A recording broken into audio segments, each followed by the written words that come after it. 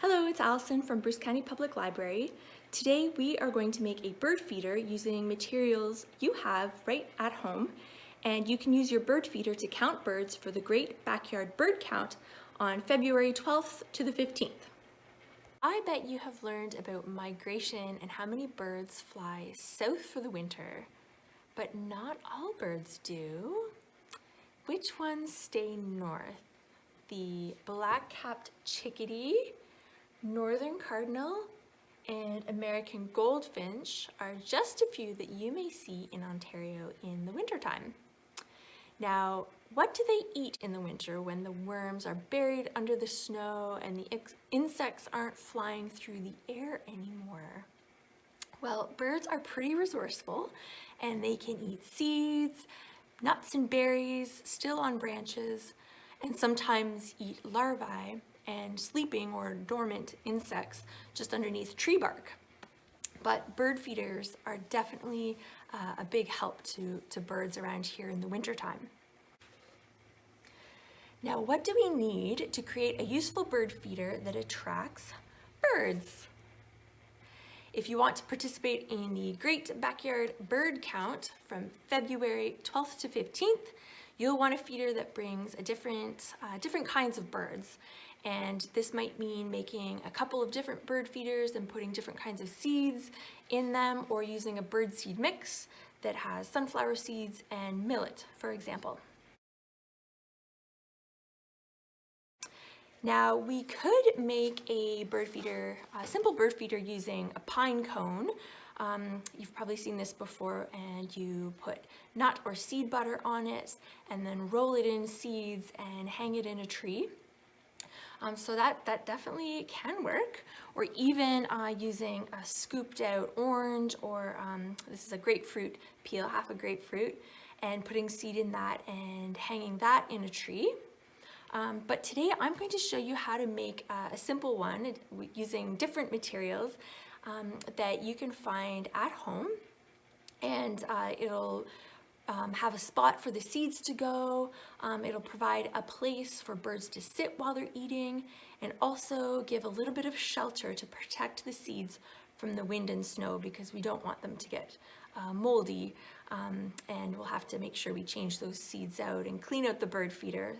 And we also want to be able to refill the bird feeder, so we'll make one that helps us with all of those things. So first, we are going to have a look at our recycle bin to see what we can find. So we'll have a look in our recycle bin here to see what we have that we could use to turn into a bird feeder.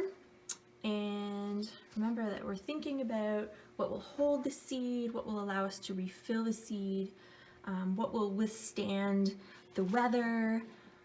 So something plastic or wax coated would work. Something that will provide a bit of shelter to the seed as well, so it's not just out in the open. But today I think that we are going to use a container like this that has a plastic pop lid that pops off and metal on the bottom. I think that'll work nicely for us.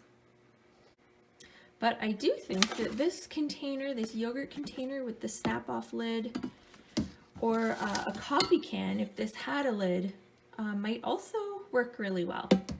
And possibly even this Pringles container with the pop-off lid.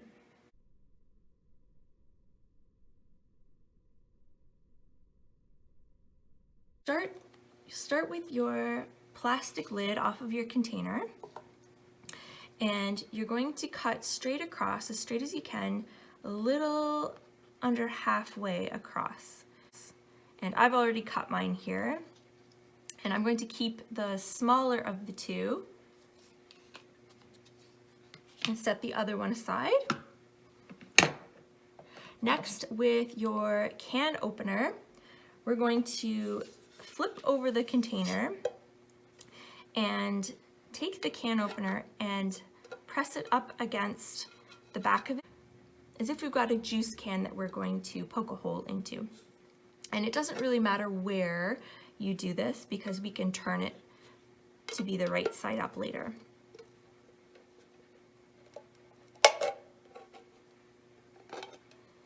And again, don't be afraid to ask for adult help if you need to.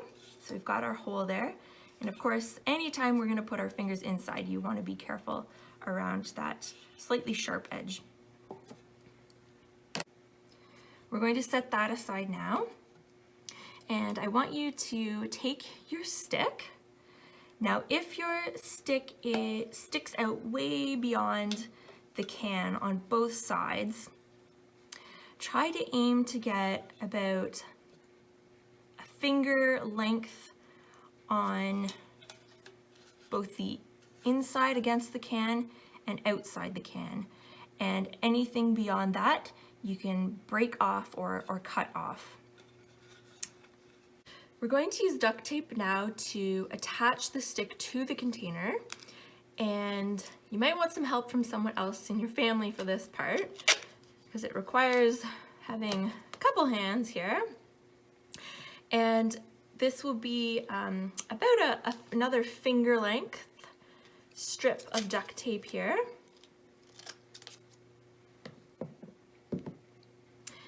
And we're going to place the stick along the underside of the container. And how do you know it's the underside? Well, look for that hole that we made earlier. Go to the opposite side, and that's where we want to lay our stick down. This will end up being the perch,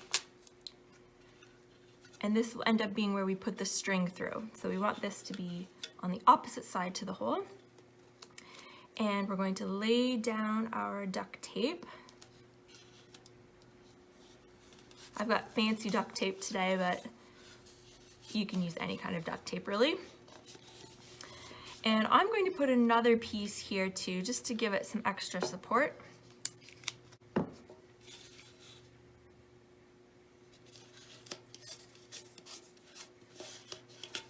That feels pretty sturdy to me, so that's perfect. This is a good point. If you want to add some color to your bird feeder, this is a perfect time to paint the outside of it, and you can paint even right over the duct tape using acrylic paint. And I am going to choose to paint mine in a kind of a lighter green because I read that grays, brown, and soft green attract birds, but I'd be curious to know if different colors attract different birds. So we will get our paint ready here, and I'll finish painting mine and you'll see it at the end after I let it dry. It takes about 10 minutes or 15 minutes or so. Okay, so I've got mine painted. Still a touch wet, but it looks like it might take more like 20 minutes to dry. But I'm just going to show you what mine looks like here. So I did paint over the duct tape, and I decided to paint the half lid that we cut as well. Now we have to cut some string, yarn or twine, to hold up our bird feeder so we can hang it in a tree. Now a handy tip that should get you about the right length you need is if you take your string on one side of the cylinder, take the end of it and pinch with the other fingers and drag it across 1, 2, 3, 4, about 5 times should do it. We'll cut it here, and we have our length of string.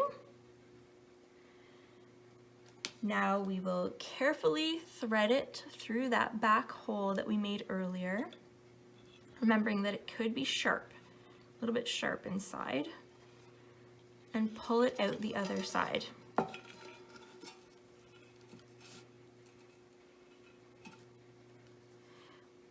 Bring the ends together, and just a simple overhand knot should do it. And you can adjust this based on how big the branch is that you're going to put it on or where you're going to put it. And this should work for me. So now we have a way to hang our bird feeder. Now we're going to place our lid on the container, and again, mine is still a little bit wet, but I just want to show you what it looks like. It should be pretty snug on there, and the wooden stick we've taped to the bottom will help with that.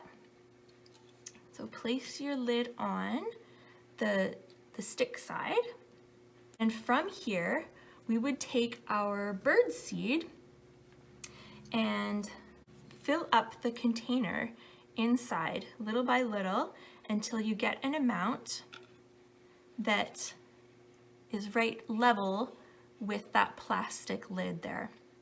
So now you can go ahead, hang it in a tree after you filled it with birdseed and get ready to count birds. For more information about the Great Backyard Bird Count, visit birdcount.org.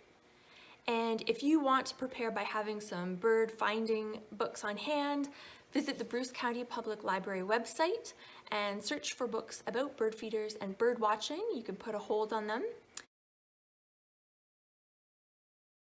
And some other bird-friendly tips, according to the Canadian Wildlife Federation, are keep your bird feeder well stocked, especially if it's cold outside, since birds will learn to count on your bird feeder as a food source. Put your bird feeder away from windows and roadways because we don't want them to get hurt. Put them in a spot where cats can't easily get to them if there are cats in your neighborhood. So today we learned about how you can make a useful bird feeder for winter birds in Ontario using items you have at home. And I would love to see what designs and colors you come up with your bird feeder, because I imagine it'll be a little bit different from the one I made. And send us a picture of what you created to Facebook or Instagram account at Bruce County Public Library. Thank you for coming, and we'll see you next week for another fun experiment or activity with Bruce County Public Library.